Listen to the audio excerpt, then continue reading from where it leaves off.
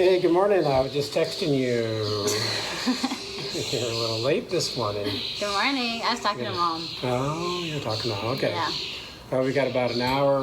So I thought what we do first thing is hook with Sundance in the round pen. And then Whitey the bull, who jumped out of the arena yesterday, blew through the wood fence. So we got to fix that today too. And then Joe's coming to do steady this afternoon. And Joe's our horseshoer. Horseshoer. And we still have horses to worm.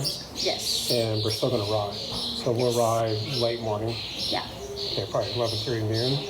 And then Carol, Scotty's fiance, is bringing her new horse over on Saturday. Oh, fun. So, yeah. That's awesome. So she wants me to check him out. Okay, cool. And then we'll be riding. I have an 11 o'clock lesson with Alex. Today. Okay. Yeah, and then we got some horses to ride. Okay? All right. Sounds good. Yeah, how are things going to do? Good. I'm just excited to finally get Sundance into the round pen. Yeah. Yeah. Okay, so just quickly, the 4 action goals of the round pen. The overall objective is developing a relationship with your horse. But the first goal is controlling direction. Second goal, if you can control direction, will allow you to control speed. That means you can speed her up or slow her down. Yeah. You can walk to trot, trot to lope, lope to walk.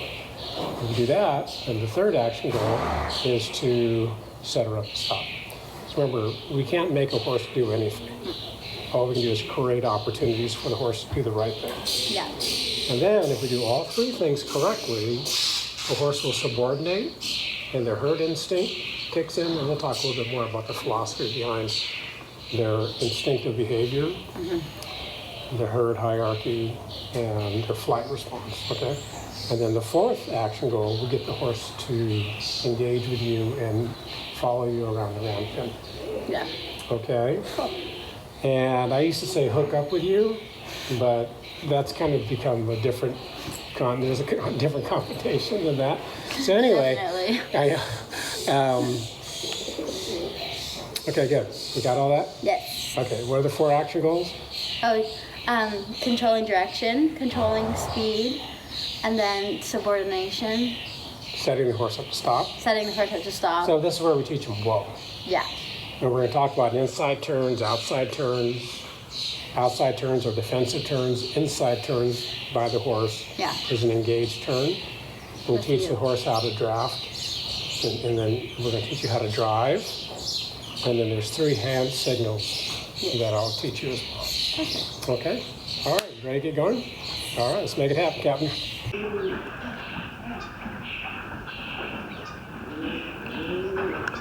The thing about walking in with your horse first thing in the morning, and what's nice about she turned and greeted you, but you get 1 chance to make a first impression, right? Yeah. Okay. So let's go ahead and get your leader up around her neck, then you can put her halter on. And she's ready to get out of that stall. So this is a rope halter. This is a little different halter than Jessica's been using, but she likes the color. And this is Zero. Zero, the hero, the best dog in the West. Okay. So it's like this? Uh-huh.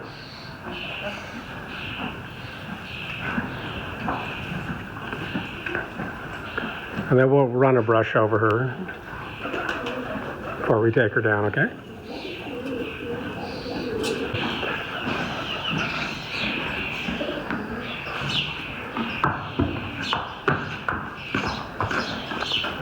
Okay, we'll go ahead and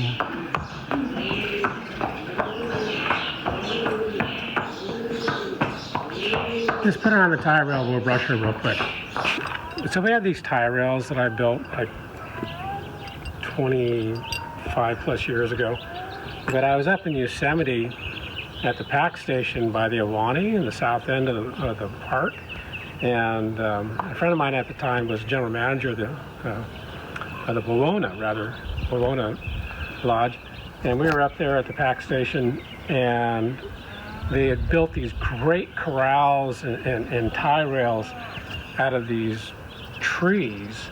And so I thought it was really cool, but the other thing I really liked about it was the fact that you don't have to worry about a horse pulling back, breaking your tie rail. So we built these, my cousin Eric and I, and they're just bolted together, just, you know, like, but I have these little O-rings that I use not to tie the horse to per se, but just to keep the tie lead rope from running up and down the rail. Does that make sense? Okay. So every once in a while they come loose, like this one did. So, and it goes, boop, popped out, okay? So what I'm gonna do is I'm gonna reset it. So this is how we do this. This O-ring,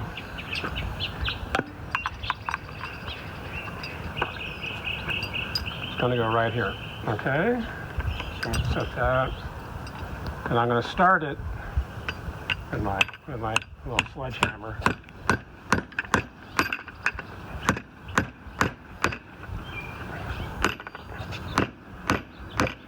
Now, I've got my screwdriver,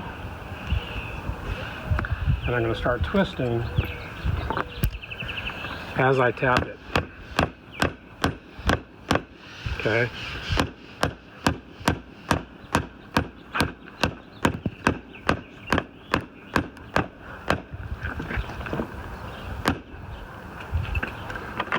Just like that. And that'll hold. Okay. So just to give you an example, when we tie, all I want to do is I want to go up through the O-ring, and then this is connecting to the halter of the horse. Then I just tie a little quick release knot like this, which allows me to secure the horse.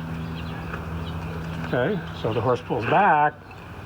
You can see that over there. I'm pulling it against the weight, the strength of the rail, and you can see how it's bolted together. I have 1-inch bolts here, and then they're fitted like that with a notch. Okay, and then you can see how Sundance is tied on the rail there. Our first little repair project of the day. So then when we want to untie it, all I do is I just pull the tail out of my slip knot, untie it. We're good to go. Okay, I'm going to use this little tie rope later down by the arena. So, Jess, did you bring your water out? No, And why are you drinking out of my water bottle? because I don't have any. And so what are you going to do? I'm gonna waterfall. Are you going to waterfall it? Yeah. Okay, sure. Wait, it's too filled up. Hold on. Here. I got it. I got it. All right.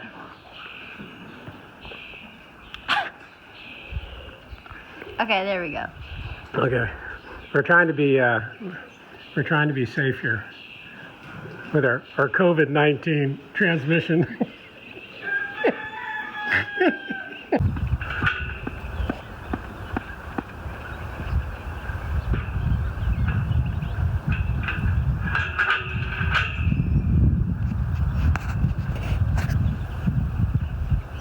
Jess, one of the important things to remember when you bring a horse into the round pen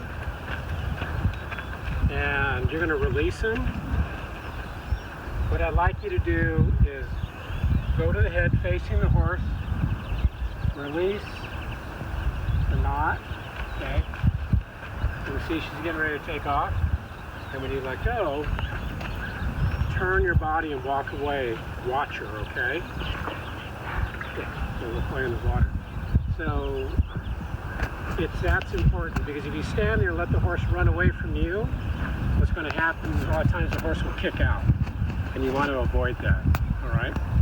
So I'm going to go ahead and give you a little introduction to our round pin philosophy.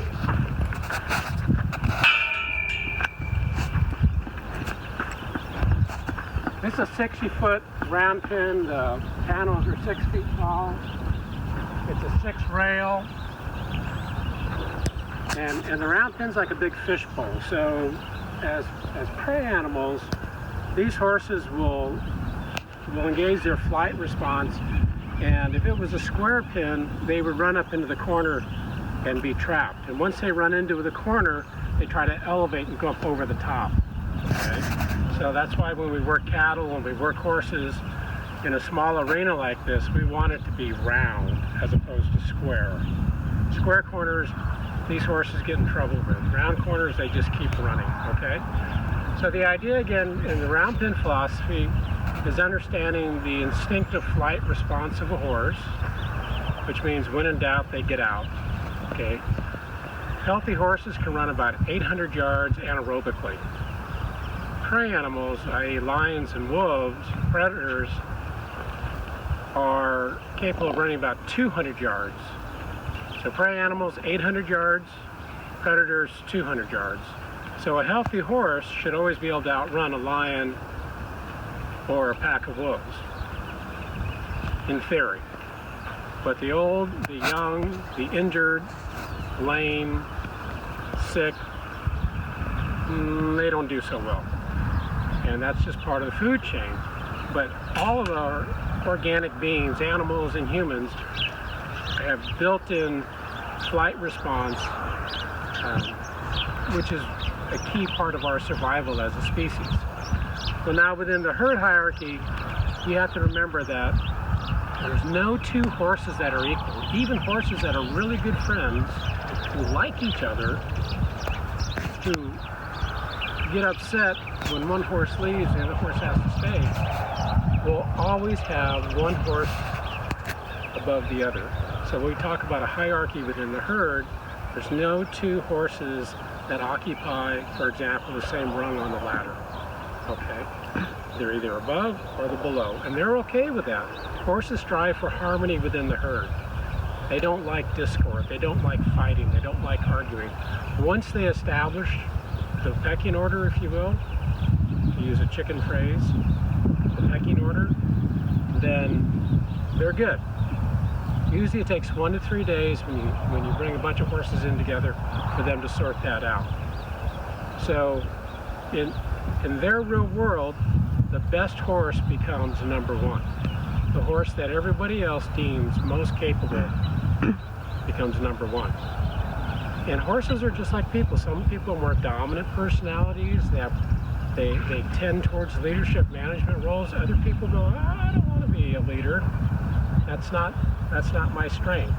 You know, I'm much more comfortable taking direction and being part of the herd, okay? It's the same challenge that race horses face. The great race horses will run away from the herd, will lead the herd. Most race horses, 90% of them, are really great athletes, very comfortable, but they're comfortable running and staying within the herd. Does that make sense? Okay. So what we're trying to establish here with Sundance for you is a new relationship. You really haven't spent a whole lot of time with her in an at-liberty situation like this. At-liberty just means that she's free to run around. So what I'm going to do is I'm going to use the horse's comfort zone. They have about a 10-foot circle around them that we're able to influence. So everything that from behind the midsection, what we call the heart girth, the wither of the horse, to the horse's tail, any pressure applied there towards that area, the horse will move forward. If I move up the body line towards the horse's shoulder, neck, and head, the horse will slow down. If I move ahead of the horse's face, the horse will stop. Now we know that, so that's a given, okay? The other thing we want to remember is that verbal cue precedes physical cue. So clucking means movement. Smooching is our cue from canter to part. Okay, let's say the horse is trotting, smooch him up, that tells her I want them to lope. Okay, so there's a differentiation between clucking, which means movement, and smooching, which means now I want you to gallop. Remember, loping is just a slow gallop. It's a Western slang word. I mean, it's half of gallop. Gallop is Gallope. Lope is Lope. So it's like a slow gallop. When we're working with our magic wand here, this extends my body reach about 9 feet, about the same length as a horse. And I have a tail. That's the end of my magic wand right here. This is a lunge whip. Okay, people hear the word whip and it has a negative connotation. It's not how we use it. We just use it as a signal device. So I'm able to convey to the horse what I want, and I can send energy. This is called first position. This tells my horse, hey, I want you to move forward, okay? And I just use it. I don't snap it, crack it. All I want to do is send that tail out there towards the horse. Just like a horse uses their tail to express themselves. This is how horses groom themselves, by the way. Unlike dogs, they can't lick themselves, so they roll. Okay, second position is if I have a horse that's crashing towards me, and I want that horse to move away. Third position is release of pressure. And at this, it's kind of like at ease. Okay, just relax, stand there. If I want to block the horse, I switch hands and step in front of him. Change direction.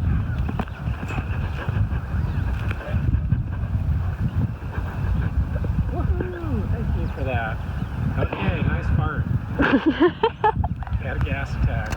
So what happens when they do that is that when they contract their muscles, they force the gas out. And that's what you just heard. Hopefully. It wasn't Jessica. Okay, here we go. We're going to go to work. Okay. And then the other thing we were talking about is that we were talking about Jessica, what a lead is.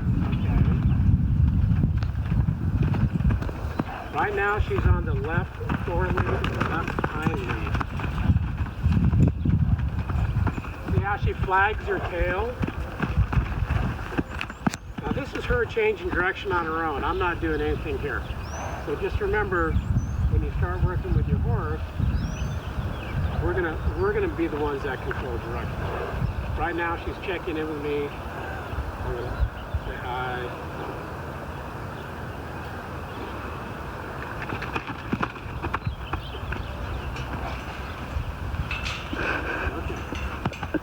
So keep in mind, so control direction means, am I going to tend her circle right or am I going to send her circle left? Where'd she go? Oh, there she is. Okay. Now she's galloping. And she's on the left lead. Now she's trotting. Trotting's a 2-beat gait. Now she's galloping again. She's got a lot of energy this morning. It's early. Coming over to play. Which way should I go? Yeah, I know.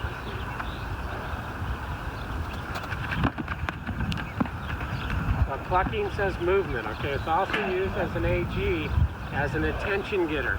Okay, we're going to send her circle right. So that's a directional challenge right there. So I'm lining up slightly behind her. Okay? I really don't want her galloping super fast.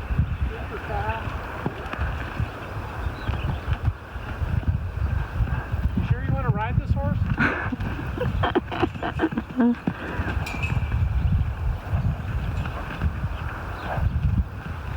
All I'm doing is I'm maintaining my driving position right here, and she's deciding to change direction.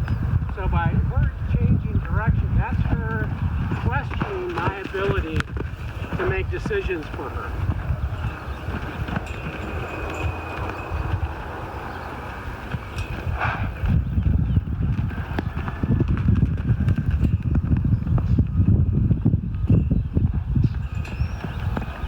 Notice I'm in first position. This is low energy down here.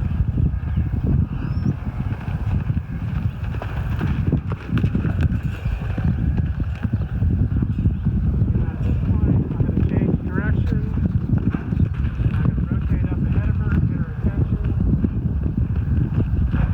And she's trotting right now.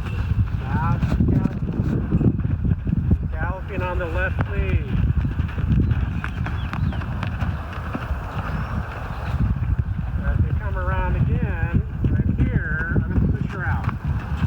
I start to go towards second position, I step into it.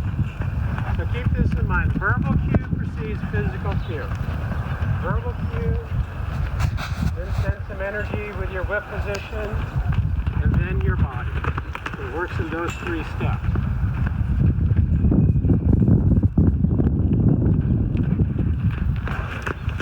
Now push her up up on the rail. I don't want her crashing into me.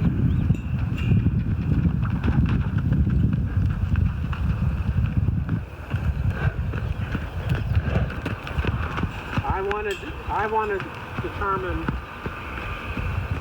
and I wanted my space declaration. That's right now. I want to control space. That's the other part.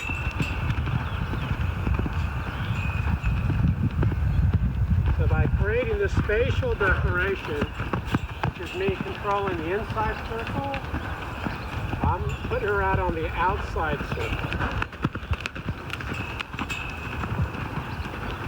Now I'm going to step up ahead of her. Ask her to change direction.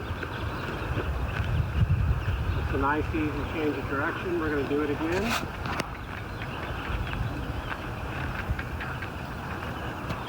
Okay.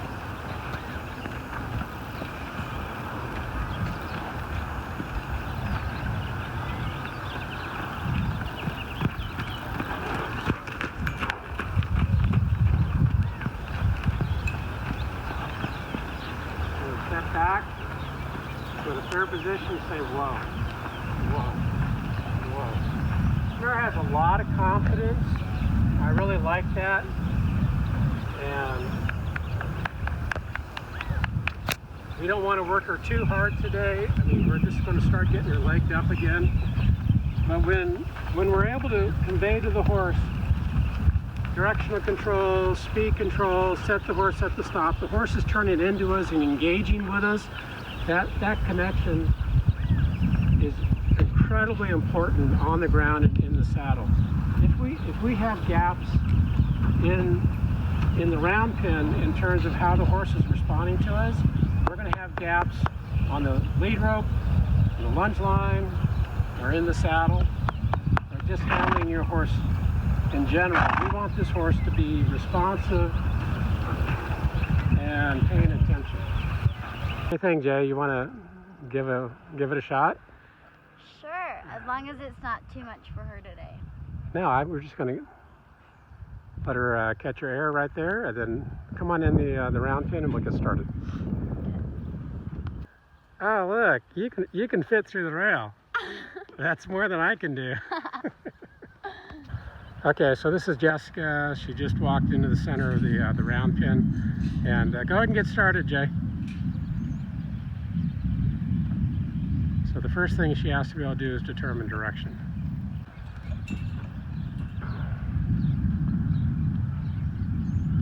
So again, Sundance questions, directional control. And Jessica establishes that she wants to go to the right. Okay, let's go ahead and change direction. Okay, good. I'll try to be a little better camera person. Oh.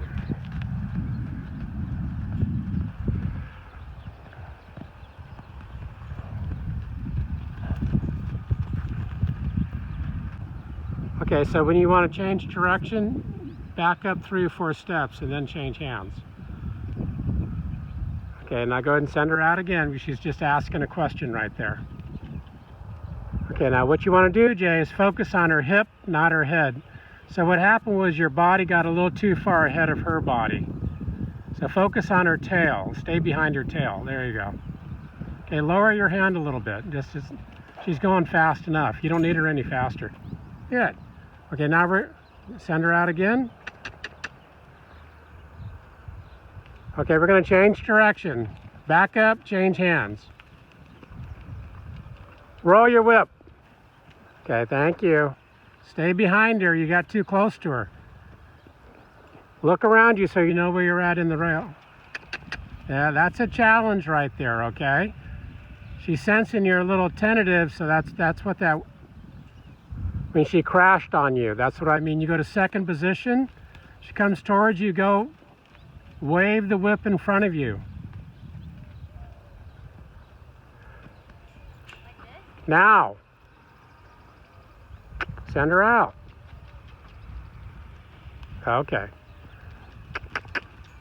Okay, go to third position. Yeah. Okay, good. All right. Walk toward, don't, hold your hand this way. If you hold it this way, you think you're trying to feed her. You go this way, she can smell you. That's your kind of neutral approach, horse to horse. Okay, drop your whip. And pet your horse. Walk up to her and pet her. You don't, yeah, just let it, just like you would normally. She turns your head away from you, step back. See her head come back to you? Go to her, pet her shoulder instead of her face. There you go.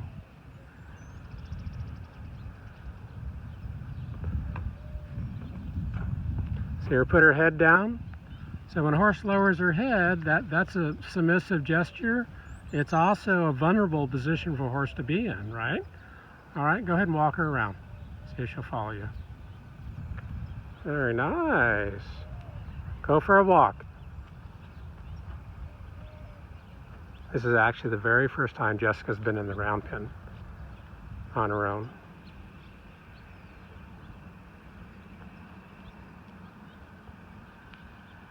Go ahead and say, whoa. Pet her. Clap. Clap.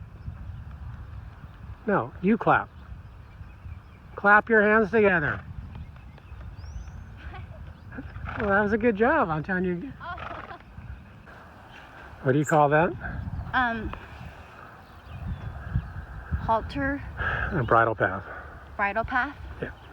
Because you're making a path for the bridle. Yeah, or the halter. So just... Yes, yes, don't say it, don't say it. I can do it. Hold on.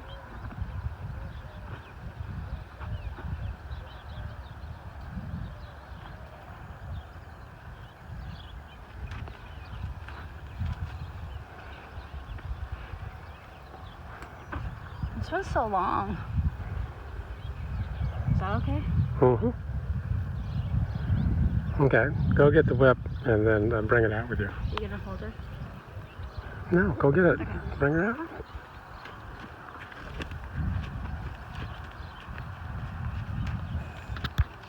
She's actually a really sweet mare and it's really good for Jessica. She's quite the independent thinker, Sundance. And I think this can be a really good relationship between the two of them. The thing about Sundance, she's not mean at all. She's not overly aggressive. She's just smart. So is Jessica. So they have very similar personalities.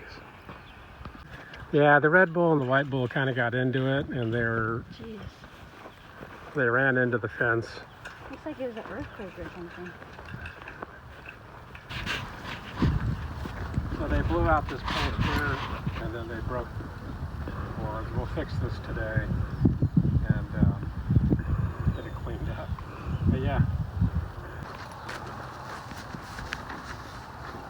What do you got? There's little flying bugs, or are they honeybees? I'm thinking they're more like a miniature yellow jacket. And then Norm, I thought what we would do. See this section they blew out over here? I want to run 2 strands of barbed wire, one about halfway between the middle rail and the bottom rail, and then we'll do another one between the middle rail and the top rail. So this is the same fence that Dad and I saw earlier today when we were training Sundance in the round pen. And here, nailed in. Oh wow, somebody's hungry. But yeah, this is awesome. Can't believe how much they broke it yesterday. That was crazy. But I'm really glad that Norm was able to come through today and fix it. He's been such a help with everything. Just coming out 3 times a week for a couple hours a day and just really being such a helping hand.